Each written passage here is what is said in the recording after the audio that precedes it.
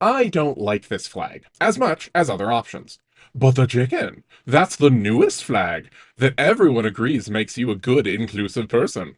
Right, and if you're under the impression that I typically agree with everyone, you have not been paying attention. Now, before we get going, I want to get a few things out of the way. This is not my less preferred pride flag because I want to exclude any of the groups that this design seeks to more explicitly include. And I'm not saying that you're wrong if you don't agree with me. This isn't about right or wrong. This isn't about morals, and I'd like to still be friends even if you disagree with me. Well, maybe I still want to be friends. This video could end up getting viewed by a lot of people, and I really don't want that many friends. So first, I want to show you a few flags that I like that you really don't end up seeing that much anymore. This is the lesbian flag. Did you know that the lesbians had their own flag? They don't use it a ton, but it's around. I've never checked to see if the different shades are supposed to mean anything, but I like to pretend that the more pinkish shades represent femininity, and then the orange stripes up top represent U-Haul. This one is the bi flag. Clearly, the blue represents masculinity and the pink represents femininity. The purple represents the fact that they could go either way, and the fact that none of these colors look good together represents the fact that they don't got time to worry about flags. The world is their oysters, and they got to find someone who isn't too needy. There's the trans flag, which represents how much trans people like cotton candy. This is the gay men's flag. Yes, that's right. The rainbow one doesn't specifically exclusively represent gay men. Pretty sure it never did. The rainbow flag has always been owned by the whole queer community. This one kind of looks like the color palette for a little boy's bedroom who is hiding in the closet, terrified that someone's going to find out that he's gay. So I don't even really think that it fits us that well, but this is the flag that's supposed to represent gay men. Personally, these days, I would probably just use like the grinder sound, but whatever. A few other notable ones include the asexual flag, the genderqueer flag, and the intersex flag. Now, of course, the most famous pride flag is this one. But the original actually had 8 colors, and they all meant different funny hippie things like nature, sunlight, and magic. And people loved the flag, but making an 8 color flag was expensive, and getting pink and lighter blue fabrics was expensive, so for practical reasons, flag makers standardized on the really iconic 6 color rainbow flag. And this is the one that queer people had throughout our most successful periods in terms of rapidly shifting popular opinion. And that's not an accident. Not all logos, flags, and other iconography are created equal. Queer people used lots of different symbols, like the lambda, the pink triangle. Lesbians were really big on axes at one point. But this was the symbol that said, we are bright, we are vibrant, we are varied, everyone is included. With this flag, you didn't have to be the lonely kid who nobody understood, including yourself. You could be part of something bigger. The flag itself was inherently non-individualistic, just by color palette. And given that most people think of the primary colors as being red, yellow, and blue, it includes those as well as their contrasting colors, which are also the colors that you get when you blend those types of paint. Now, personally, when I think of the rainbow, I tend to think in wavelengths of light. And when I think of primary colors, I think of red, green, and blue, but we don't need to get into light-based color theory. Did I mention I may have a bit of a background in graphic design? So, what are the other reasons the rainbow flag was great? If I ask you to draw one of the many versions of the Progress Pride flag, would you bet me money that you're going to get them all in the right place if I give you all the right markers? What about the more simple rainbow flag? Which flag has colors that are easier for a closeted kid to integrate into their own artwork without getting caught? I also want to point out that there's a number of conventions when it comes to graphic design. Have you ever noticed that some people seem to be able to make posters and documents that look like they came out of a magazine, whereas when you try and do something, it looks like it was made on GeoCities? It's because there's certain conventions that everyone uses because they work and they look good. For example, you'll rarely see a professionally designed document with more than 3 font sizes used, and it's pretty uncommon to see more than 2 fonts used. If 2 are used, one will probably be a serif and one will probably be a sans serif font. How many colors do you think most designers tend to use? Most of the time, you're aiming for around 3. If someone who doesn't know what they're doing sticks 3 colors together, it's probably going to look reasonably okay. 6? 6 is difficult, but the pride flag colors often still worked because regardless of their hue, most designs kept them equally saturated and bright. So you often got a lot of designs that would evenly use the 6 flag colors while incorporating them within an often white and black design. This allowed for a lot of bold designs as well as a lot of tasteful minimalism. Now, don't get me wrong, there were lots of things designed for queer people that were just way too much. I really started looking at things designed for queer people around the mid 2000s and into the 2010s because That's when I stopped being terrified of being gay. But this limited color palette meant that queer people could design things that were easily identifiable as queer with just this color palette. And they often still looked good even if the person didn't totally know what they were doing. Do you know what happened when this Progress Pride flag came out? Designers, in a lot of cases, have just given up and phoned it in. A few managed to pull off some really, really brilliant designs, but for the most part, it was really hard to move from tastefully using 6 colors, often just as highlight colors with a primarily black and white design otherwise, to 11. This flag nearly doubled the amount of work that designers have to do just to integrate the colors. But beyond that, what colors were added? You have light blue, when we already had blue. You have pink, which is light red. My goodness, if anyone does not understand that pink is just light red, I will jump out of this stream and I will harm you. Now, those two were actually originally in the original 8 color flag. They had a different level of saturation though.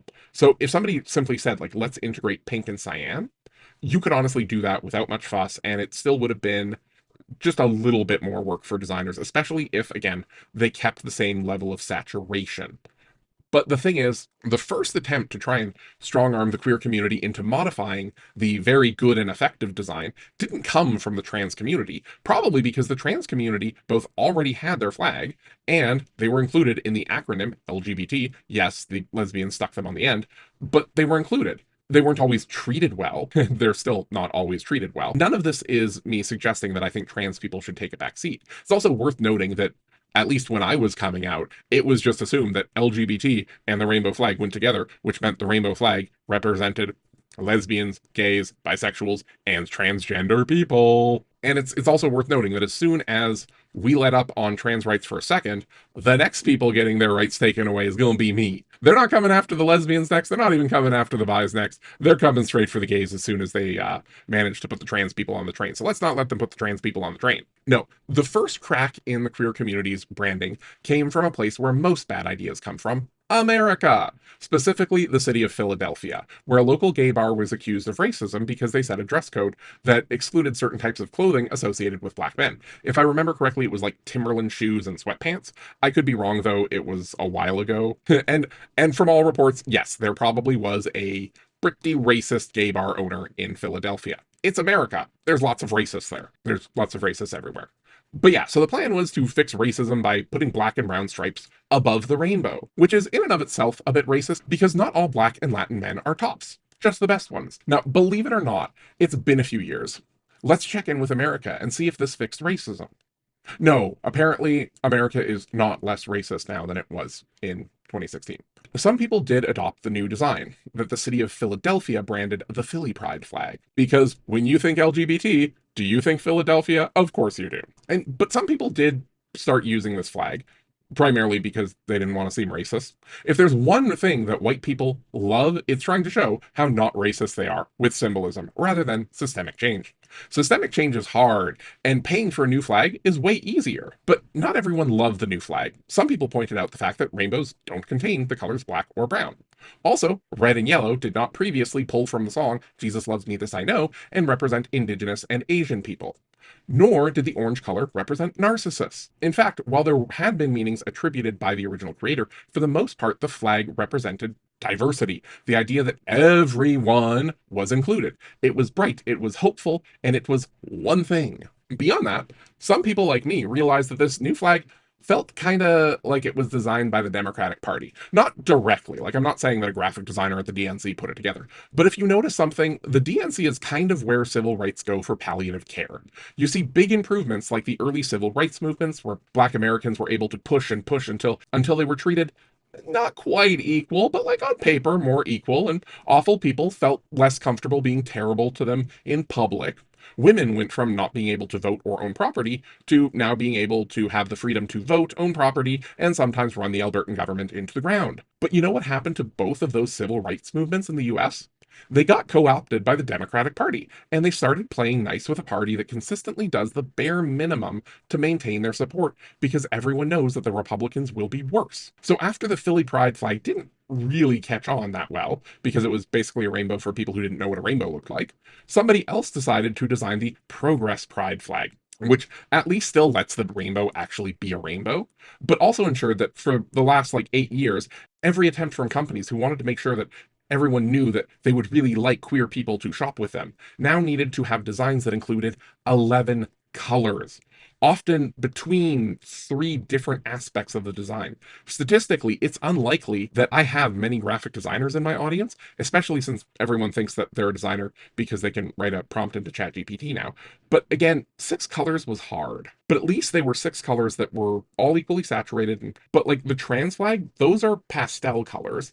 Integrating white and black, not that hard. But throwing brown in with all the bright pride flag colors and 2 pastel colors, ugh, it tends to look like an ice cream shop blew up. It's not fair to designers, and yeah, a lot of them have started phoning it in. I'm almost happy that the companies that were doing all the rainbow capitalism have basically caved to the pressure from Trump, and none of them are making their logos rainbowy anymore. Like last year, Tangerine, the bank, changed their logo to all of the colors, and for all of June, their logo just looked really ugh. So, to be clear, I fully support trans people, and I am more than happy when someone wants to display the trans flag by itself. It doesn't need to always be accompanied by anything. Trans people can have their thing. Trans people have a lot of unique issues that are just trans issues, and they should be able to speak about that just with their flag. And I suspect when most people see a trans flag, they don't see that as excluding gays or lesbians or bisexual people, and they probably shouldn't see it as excluding anyone based on their ethnic background. And when I see a rainbow flag and when I use a rainbow flag in the future, hopefully nobody thinks that I don't like trans people or that I don't like black people or brown people. If you do, please just fuck off. And let's be honest, putting black and brown stripes on a flag, it's not going to make left-leaning queer white people less racist. We already all have planned responses when asked about racial stuff, where we establish that racism is systemic, that we work hard to understand our own racial biases, and we also make sure to try and make spaces for BIPOC voices.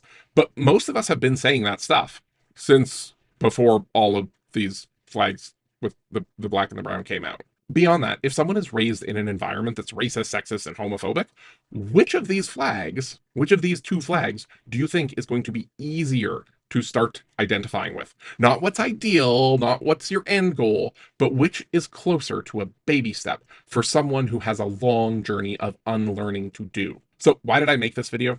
Well, sometimes I just like to talk about things other than politics. But at the same time, I think that, at least temporarily, rainbow capitalism is collapsing under the weight of a big ass. A lot of graphic representation of what it means to be queer going forward is going to come from real human artists, not people trying to appease an executive. Many may not always use a color palette that every activist that has the artistic sensibility of flannel will appreciate. The creatives are going to be creative, and a lot of the time they're going to do what feels authentic. So I hope we can accept that queer art and queer design can have big and small color palettes. It can be subtle, it can be bold, and it can be freeing. But the best queer art does not come out of any civil government or political party. So let's all keep that in mind as the controlling narcissists prepare to throw us under the bus.